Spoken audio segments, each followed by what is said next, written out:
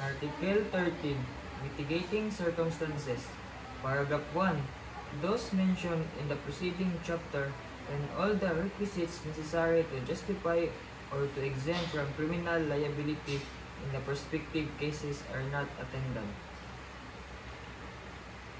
Paragraph 2. That the offender is under 18 years of age or over 70 years.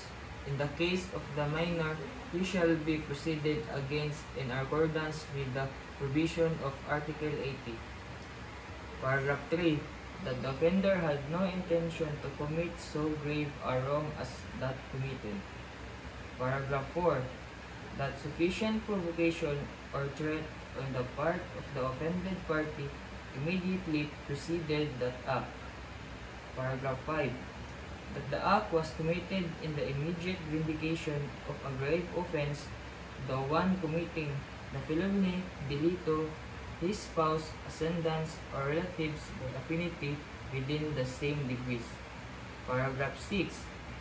That of having acted upon an impulse so powerful as naturally to have produced passion or obfuscation. Paragraph 7. That the offender had voluntarily surrendered himself to a person in authority or his agents, or that he had voluntarily confessed his guilt before the court prior to the presentation of the evidence for the prosecution. Paragraph 8. That the offender is deaf and dumb, blind, or otherwise suffering some physical defect which thus restricts his means of action, defense, or communication with his fellow beings. Paragraph 9. Such illness of the offender as will diminish the exercise of the willpower of the offender without, however, depriving him of the consciousness of his acts. Paragraph 10.